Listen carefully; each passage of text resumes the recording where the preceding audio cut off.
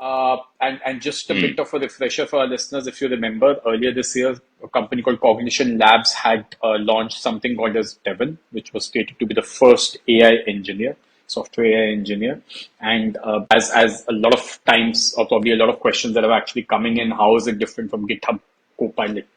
Right, or even Microsoft Copilot for that matter, because they also help in coding tasks, right? So obviously, Devin primarily is stated to be an end-to-end AI developer, an AI engineer who can actually do everything that an AI engineer can do, right from project planning to project plan creation to probably deliverables to actual coding development, test plan creation, etc., etc.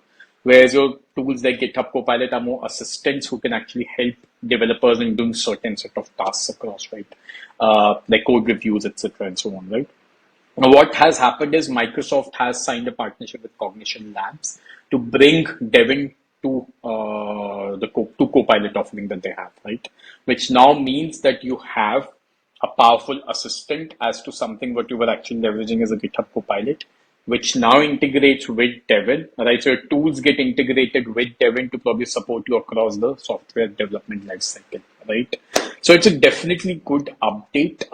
How again, a lot of, and again, there was a research report that I was reading, Shiva, where the concern that most of the developers across have raised is that 70% of the time, the code that is Hmm. developed by these models is not consumable, right?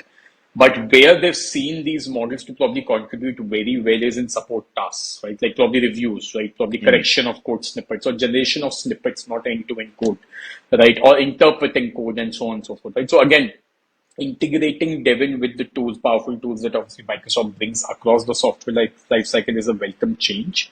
But as you know, I highlighted probably the code generation or end-to-end code generation might not be, at least at this point, but these models might not be very powerful with, right? So Microsoft has been, releasing updates around this a lot. They've integrated Foro already with Copilot and so on, right? So, but yeah, let's see how this works out.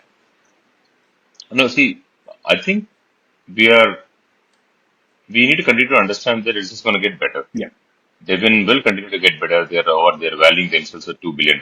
So these guys are going to raise ton of money, crazy amount of money. And like each one of them takes something, right? For example, Devin has taken it to the heart that there are no more developers jobs. yes. Devin will do it, right? At Lizer, we have taken it to the heart that the concept of one person company. How do you achieve it? Only with autonomous agents that can do a job end to end. And that's why we keep releasing these role agents. Correct. At GoML, I think from what I observe from outside, the fact that you guys are super focused on solving Yes. customers' problems, business problems with generative AI text. Now, because of your vast understanding of the whole generative AI framework, all the way from fine tuning to RAG to building prompt engineering, and you're able to bring solutions faster for your customers and solve their business problems. So we all have one purpose to go after. I think we need to keep that in mind that Devin has one single purpose to go after. I think that's that they will eventually get there. Absolutely. Agreed.